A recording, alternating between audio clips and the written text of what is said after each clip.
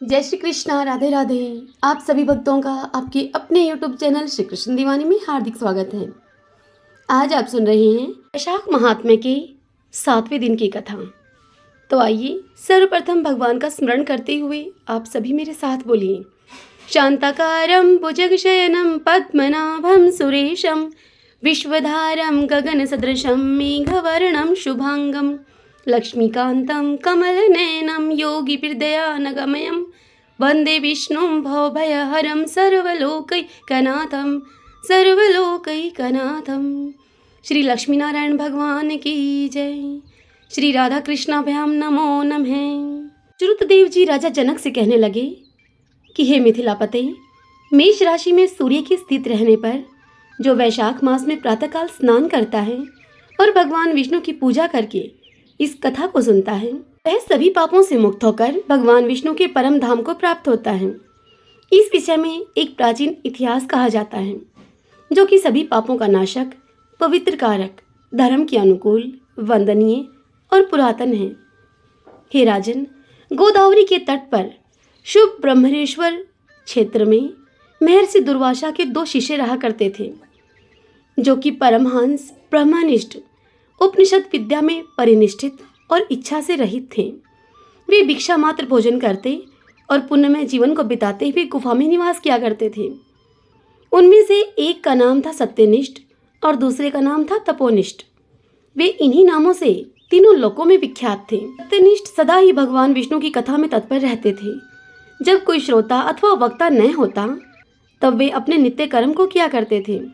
यदि कोई श्रोता वहां उपस्थित होता तो उसे निरंतर वे भागवत कथा सुनाते, और यदि कोई कथावाचक भगवान विष्णु की कल्याणमयी पवित्र कथा को कहता तो दुर्वासा ऋषि का वह शिष्य सत्यनिष्ठ अपने सभी कर्मों को समेटकर कथा श्रवण में तत्पर होकर उस कथा को सुनने लगता था। वह सत्यनिष्ठ अत्यंत ही दूर के तीर्थों और देव मंदिरों को छोड़कर तथा कथा विरोधी कर्मों का परित्याग करके भगवान की दिव्य कथा को सुनता और श्रोताओं को स्वयं भी सुनाता था। कथा के समाप्त होने पर सत्यनिष्ठ अपना शेष कार्य पूरा करता था। कथा सुनने वाले पुरुष को जन्म मृत्यु में संसार बंधन की प्राप्ति नहीं होती, उसके अंतःकरण की शुद्धि होती है।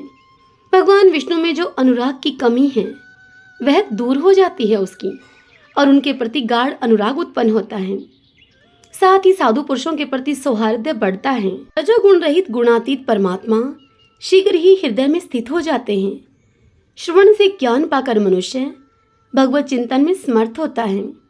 श्रवण, ध्यान और मनन यह वेदों में अनेक प्रकार से बताया गया है। जहाँ भगवान विष्णु की कथा नहीं होती हो, जहाँ पर साधु पुरुष नहीं रहते हो, वह स्थान साक्षात गंगा तट ही क्यों न हो भले, निसंदेह वह स्थान त्याग देने के योग्य है। जिस देश में तुलसी नहीं है अथवा भगवान विष्णु का मंदिर नहीं है, ऐसा स्थान निवास करने के योग्य नहीं है। यह निश्चय करके मुनिवर सत्यनिष्ठ सदा ही भगवान विष्णु की कथा और चिंतन में लगे रहते थे। दुर्वासा का दूसरा शिष्य जिसका नाम था तपोनिष्ठ, वह तपोनिष्ठ दुराग्रह पूर्वक कर्म में तत्पर रहा करता था। वह भगवान की कथा को छोड़कर अपने काम को पूरा करने के लिए इधर उधर हट जाता था। कथा की अवहेलना से उसे बड़ा ही कष्ट उठाना पड़ा। अंत तो गत्वा कथा प्राण सत्यनिष्ठ ने ही तपोनिष्ठ का उसके संकट से उद्धार किया। जहाँ लोगों के पाप का नाश करने वाली भगवान विष्णु की पवित्र कथा होती है, वहाँ पर सभी तीर्थ और अनेक प्रकार के क्षेत्र स्थित रहते हैं। जहाँ विष्णु कथा रूपी पुण्यमयी नदी बहती रहती है, उस देश में निवास करने वालों की मुक्ति उनके हाथ में ही है। पूर्व काल में पांचाल देश में पुरुयशा नामक एक राजा थे जो कि पुण्यशील एवं बुद्धिमान राजा भूरियशा के पुत्र थे। पिता के मरने पर पुरुयशा राज्य सिंहासन पर बैठे।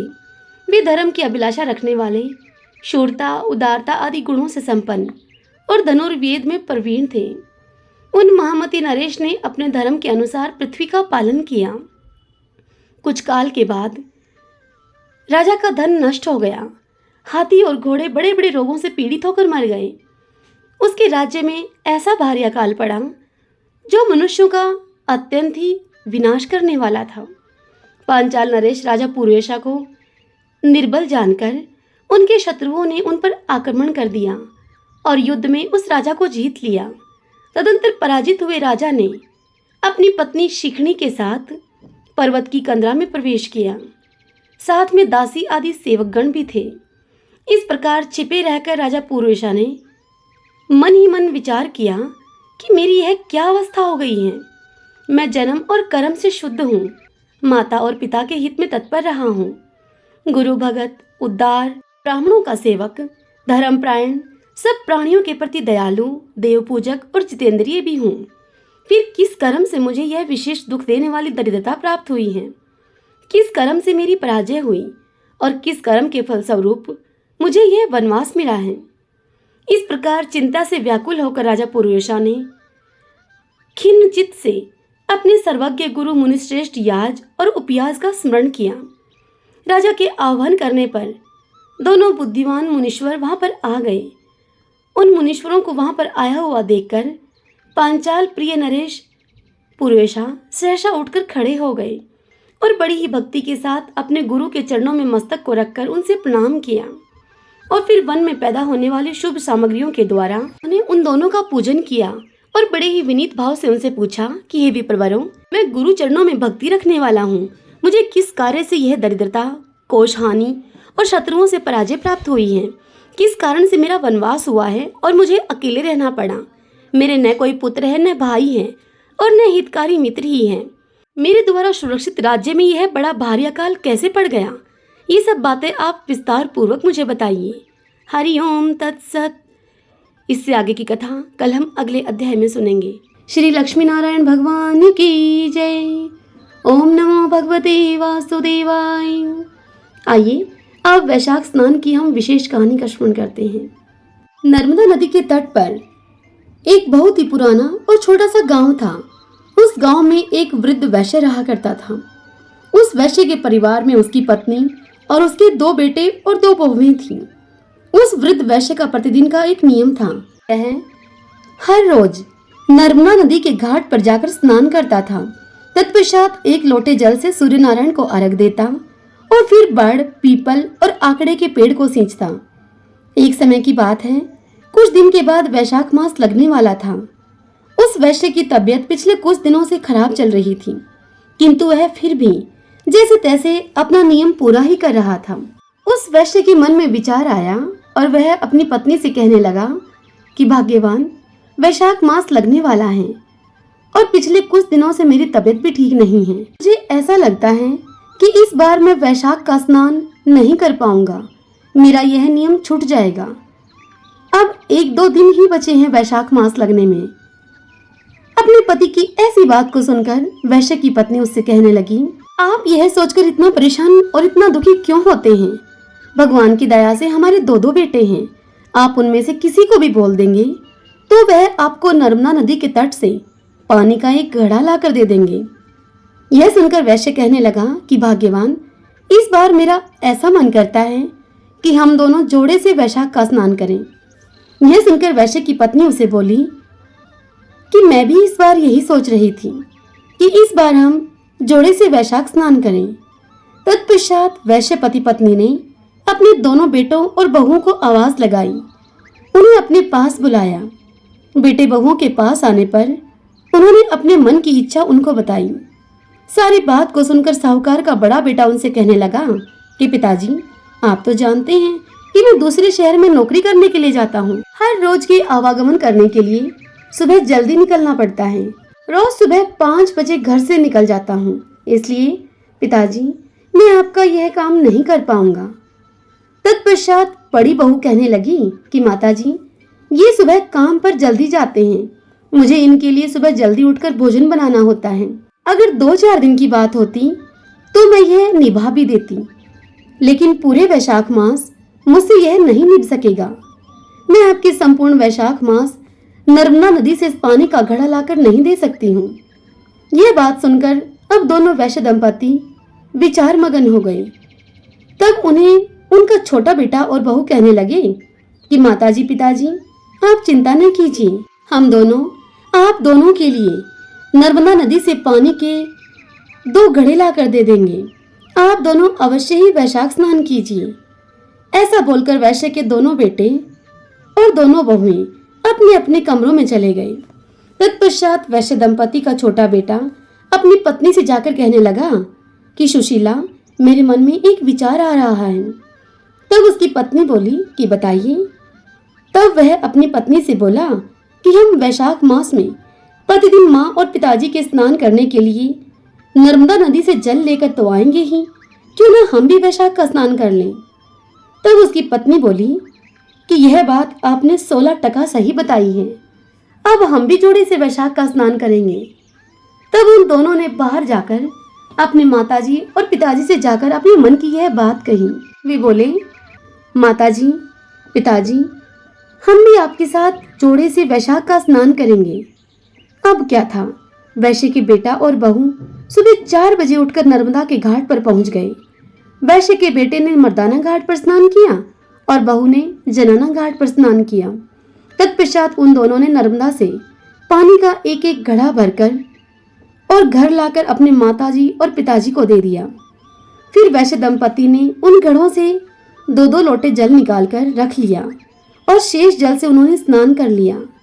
स्नान के बाद लोटों में रखे हुए जल से सूर्य भगवान को जल दिया, फिर पीपल को जल दिया, बड़ के वृक्ष को जल दिया, शेष जल से आंकड़े को सींच दिया, पूर्ण भाव से पूजन किया और फिर 5 परिक्रमा लगाई। पहले के जमाने के लोग अपने घरों के आंगन में, घरों के बाहर नीम, बड़, पीपल, आंकड़े आदि के पेड़ों को लगाए रखते हैं। कहीं कहीं गांव में हमें यह सब आज भी देखने को मिल जाता है। वैश्य दंपति के स्नान, पूजा और परिक्रमा करने के बाद उनके छोटे बेटे की बहू सुशीला उन दोनों के कपड़ों को धोती और धोकर उन कपड़ों को आंगन में सुखा देती और फिर उन्हें चाय बनाकर उनको चाय पकड़ाती, फिर उनके लिए भोजन पकाती। इस प्रकार पूरा वैशाख मास अब बीत गया। अब वैशाख पूर्णिमा का दिन आया। तब वह वैश्य दंपति अपने छोटे बेटे और बहू से कहने लगे कि तुम दोनों ने भी हमारे साथ वैशाख का स्नान किया है। वैशाख स्नान के संपूर्ण फल को पाने के लिए हमें 2 जोड़े ब्राह्मण ब्राह्मणी के हों, उनको खाना खिलाना चाहिए। फिर वह बहू से बोले कि बहू, कल तुम बड़ा भोजन, सब्जी, पूरी, खीर, हलवा, कचौरी, मालपुआ, ये सब बनाना। सब भोजन शुद्ध और स्वादिष्ट होना चाहिए। हम उनको भोजन कराएंगे, कपड़े और दक्षिणा आदि देंगे। इसलिए कल तुम गांव से ब्राह्मण और ब्राह्मणी के जोड़े को अपने घर पर बुला लाना। तब वैश्य के बेटा और बहू कहने लगे कि पिताजी, माँ, जैसा आप कहोगे हम वैसा ही करेंगे। तत्पश्चात अगले दिन वृद्ध वैश्य के छोटे बेटे की बहू सुशीला सुबह जल्दी उठकर सभी स्वादिष्ट भोजन बनाकर फिर वह 2 ब्राह्मण ब्राह्मणी के जोड़े को बुलाने के लिए अपने घर से चल दी। सुशीला अभी आधे रास्ते में ही पहुंची थी, उसको सामने से आते हुए 2 ब्राह्मण और 2 ब्राह्मणी दिखाई दिए। उनको देखकर सुशीला बड़ी ही खुश हुई और सोचने लगी कि शायद ये कोई तीर्थ यात्री हैं, गांव के तो लगते नहीं हैं। अब सुशीला के मन में एक विचार आया। उसने सोचा कि क्यों न मैं इन्हें भोजन के लिए अपने घर ले जाऊं। ये तीर्थ यात्रा से थके मांदे भी हैं और भूखे भी होंगे ही, क्यों न इन्हें ही भोजन करा दिया जाए। इन्हें भोजन करने की आवश्यकता भी है। यह सब मन में विचार करके सुशीला ने अब उनको प्रणाम किया और उनसे कहने लगी कि पंडित जी, आज वैशाख मास की पूर्णिमा के शुभ अवसर पर मेरे सास और ससुर 2 ब्राह्मण पति पत्नी के जोड़ों को भोजन कराना चाहते हैं। कृपा आप मेरे साथ मेरे घर पर भोजन करने के लिए चलिए। यह सुनकर वह पंडित और पंडितानी अब सुशीला से कहने लगे कि बेटी, हम 2 तीर्थ यात्री हैं, हमें भोजन मिल जाए, इससे अच्छी भला और क्या बात होगी।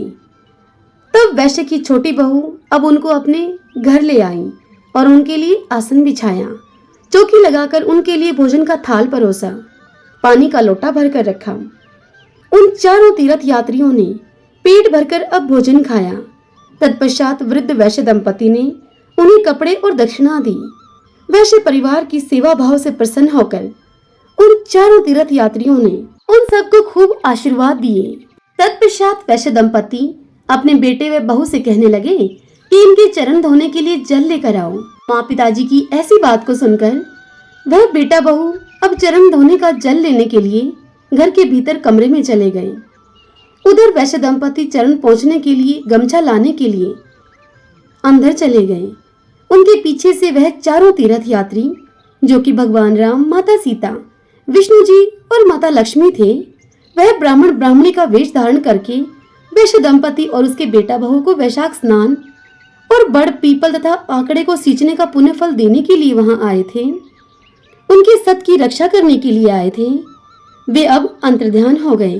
अब जैसे ही वैश्य दंपति और उनके बेटा बहू गमछा व जल लेकर आंगन में आए तो उन्हें वहां कोई भी दिखाई नहीं दिया, लेकिन उन्हें यह देखकर बड़ा आश्चर्य हुआ कि उनकी रसोई में अन्न धन के ढेर लगे हुए हैं। जैसे ही वैश्य दंपति ने भोजन की चौकी हटाई तब तो उनके आश्चर्य का ठिकाना ही न रहा। जहाँ पर राम और सीता बैठे हुए थे वहाँ भगवान राम के चरण और धनुष के चिन्ह अंकित थे।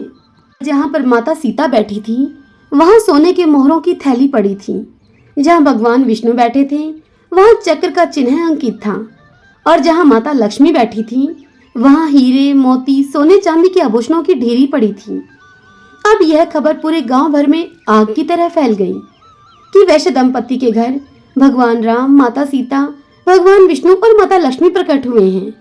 अब तो वैश्य दंपति के घर गांव के लोगों का तांता लग गया जैसे। जब यह बात वैश्य दंपति के बड़े बेटे और बहू को पता लगी तब उन दोनों को बहुत दुख हुआ।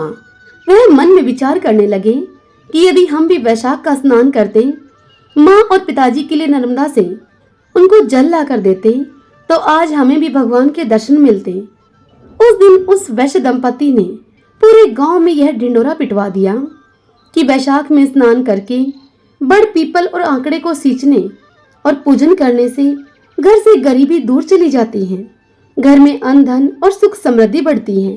इसलिए यदि संपूर्ण वैशाख मास व्रत धारण करना संभव न हो, यदि इतना संभव न हो सके तो वैशाख में सूर्योदय से पहले उठकर स्नान करने के बाद बड़ पीपल और आंकड़े की पूजा तो अवश्य ही करनी चाहिए।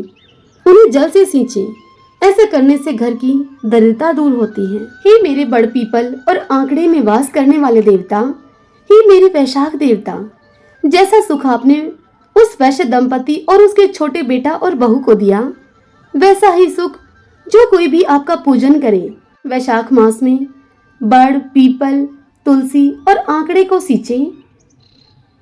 आपकी यह कथा जो भी कहे, सुने, हुकारा भरे, उन सभी को सुख देना, सबकी दरिद्रता को दूर करना, सबकी समस्त मनोकामनाएं पूर्ण करना। सभी बोलिए विष्णु भगवान की जय। ओम माधवाय नमो नमः। आशा करती हूँ आज की यह कथा और महात्म्य आपको अवश्य ही पसंद आया होगा। यदि ऐसा हो तो इस वीडियो को आप लाइक करें, अपने अपनों के साथ शेयर करें और कमेंट बॉक्स में ओम नमो भगवते वासुदेवाय लिखें। आइए अब हम प्रभु संकीर्तन करते हुए इस कथा को विराम देते हैं। श्री कृष्ण गोविंद हरि मुरारी, हे नाथ नारायण वासुदेव। श्री कृष्ण गोविंद हरि मुरारी, हे नाथ नारायण वासुदेव। ओम नमो भगवते वासुदेवाय। जय श्री कृष्ण। राधे राधे।